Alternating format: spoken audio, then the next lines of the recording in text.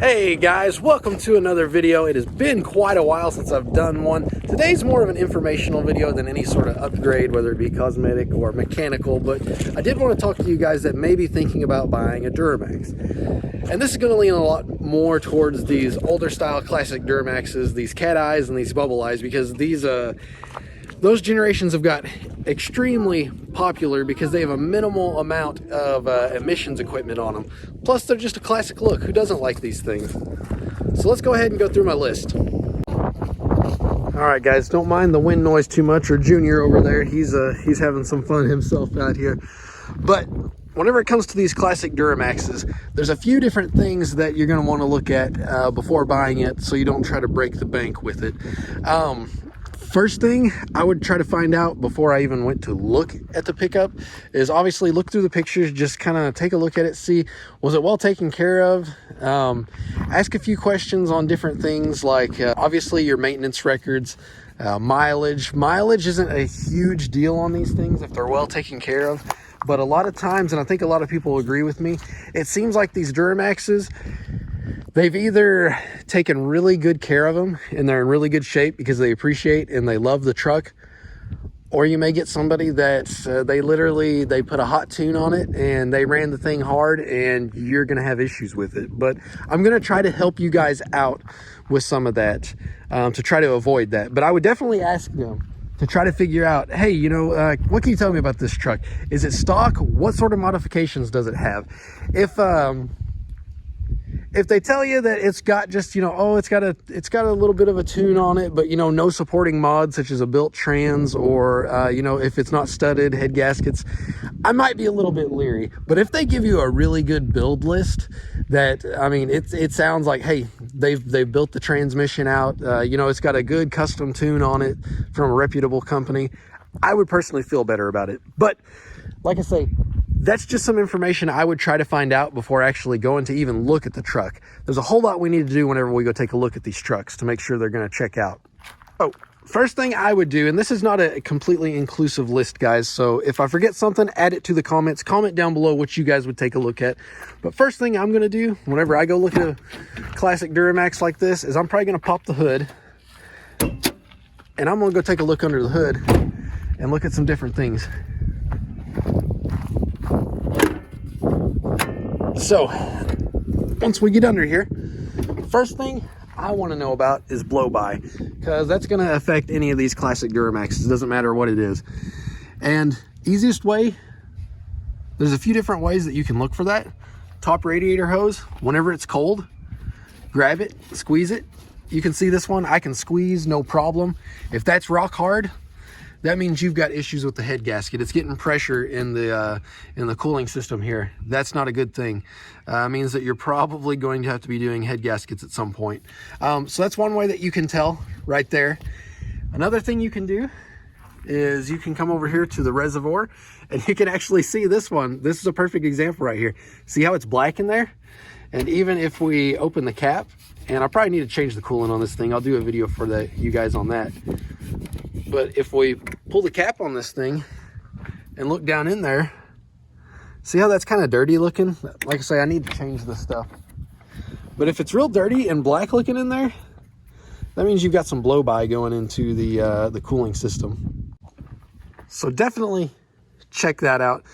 See what you think about that. Another thing that you can do to check for blow by is whenever the engine's running, take this cap, and I'm sure you guys have seen this before if you've done any research on it, but take the cap off to the oil, and what you can do is you can set it right there like that and just kind of watch it. If this thing pops up, means you've got some blow by.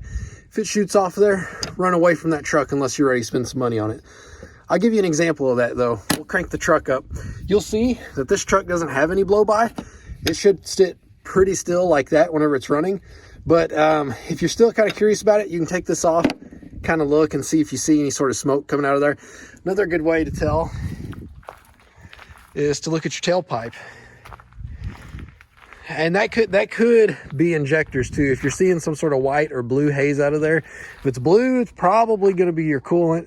If it's white, it's probably something weird with your injectors. So that's something to keep in mind.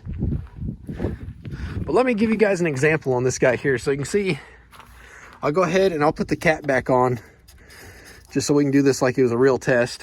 We'll jump over here. Let's put the keys in the truck. Crank it over, watch for the plugs to go out.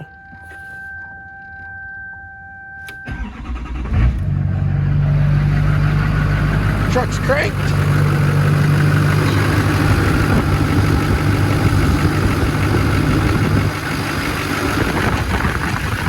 That's good. That's good. See no smoke or anything weird coming out of there.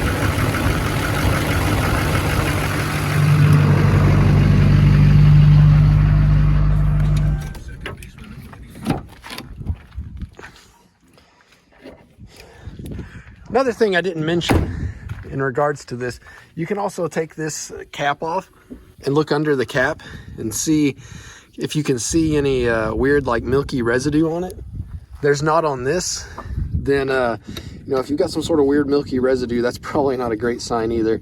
But this truck here, it actually, I kind of know the history on it from whenever I bought it, but it actually did have blow by. That's why this tank looks like this.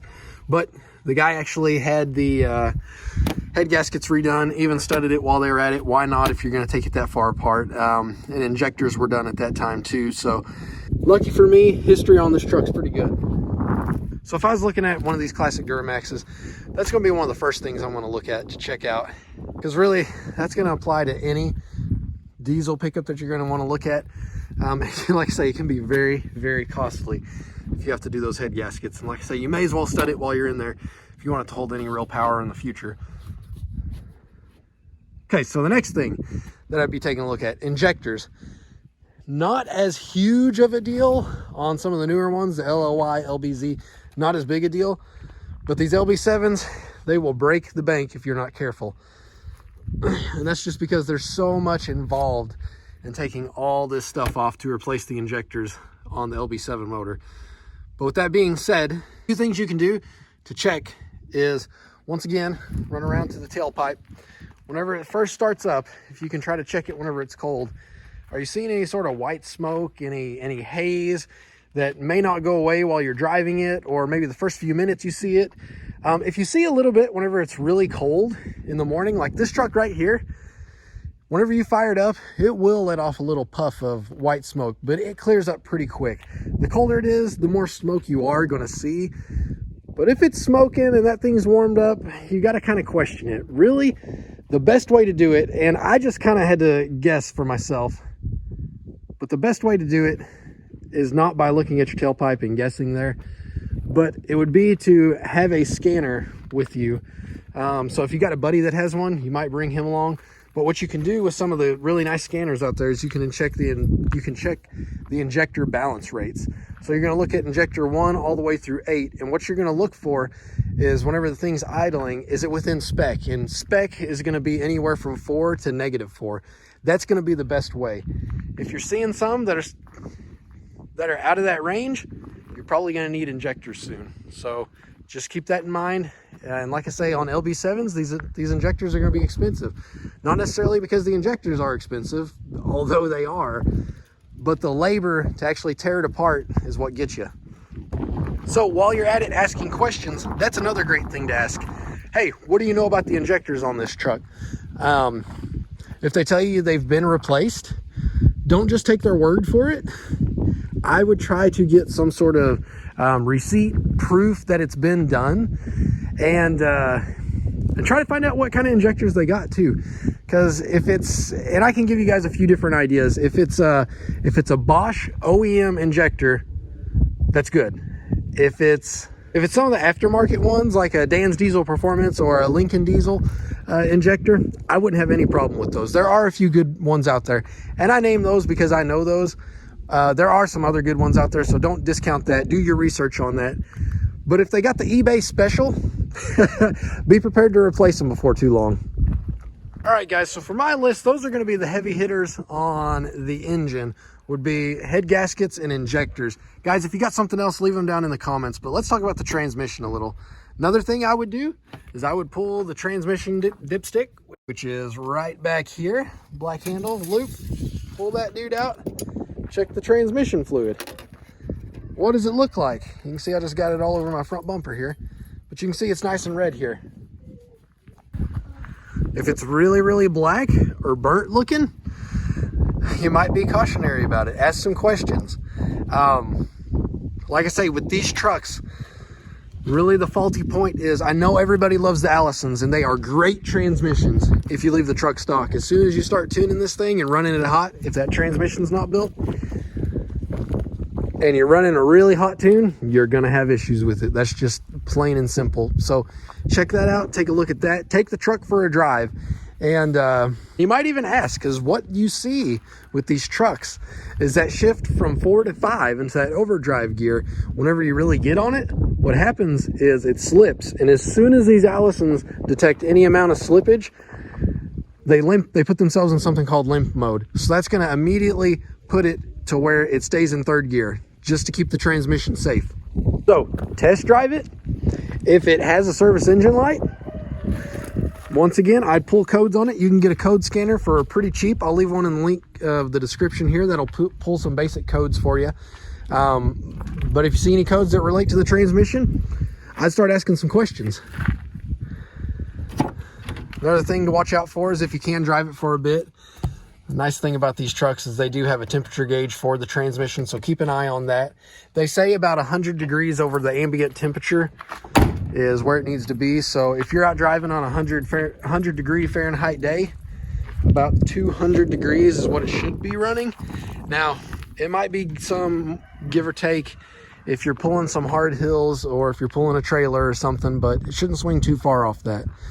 And I can tell you in my experience, that is pretty accurate. So definitely check out the transmission, ask questions about it so you know the history behind that transmission, and check those few things I told you there. Another thing I'd check out, if it's 4-wheel drive, the transfer case. Pump rub was a big issue on these things. And there are some fixes for that. It is a little bit expensive, but basically what you want to do, that's a video for a whole different day there. But if you can crawl under there, look at the transfer case, see if it's been leaking. If it's been leaking, it may have a pump rub issue. It was pretty common on these pickups, so that's something to keep in mind. Okay guys, for the last thing on my list that I'm going to leave you with here today, and that's not just specific to these Duramaxes, but you see it so commonly across these classic pickups here, and that would be right down here, the rocker panels. They love to rust. You can see these have actually been fixed. There's a little bit of something there. It probably needs addressed. The guy who had it before me, they were rusted out. So he actually welded some new ones in and did a pretty good job, I honestly think. I was really impressed with this right here. But they like to rust right along the bottom here. All through in here, especially, you're going to see it right under here is where it starts taking off. But another area that they like to rust, it's right back here in the cab corners. He replaced this one even, so like I say, I think he did a pretty good job even blending the paint and whatnot. But something to watch out for, some rust, because that can get real expensive quick if you're trying to keep it nice. If it's a work truck and you don't care if it's got a little rust, by all means go for it. Another area that they'll rust too is on these back fender wells, right under these guards. If you'll pull these back a little bit, you can kind of look, or you can kind of peek up under in here and see if you see any rust on the back side of this here. That's another area to really look out for. You got something to add, buddy? He likes talking about trucks too. But that's going to be my quick list today for you guys. Definitely check for that blow by, see if those head gaskets are good. Check those injectors with whatever capabilities that you may have to look at it. Check out that transmission, transfer case, and then check out for rust on there if you can. The nice thing about these trucks is that really a lot of the parts on them are pretty darn cheap because they were just so popular, and there's lots of aftermarket parts for them. So things like door handles, door motors, switches, those can all be had pretty cheap. But those are the big things that you're going to look over that we just talked about here. If you're not wanting to get into something that's going to cost you an arm and a leg, like I say, the rest of it can all be done pretty cheap.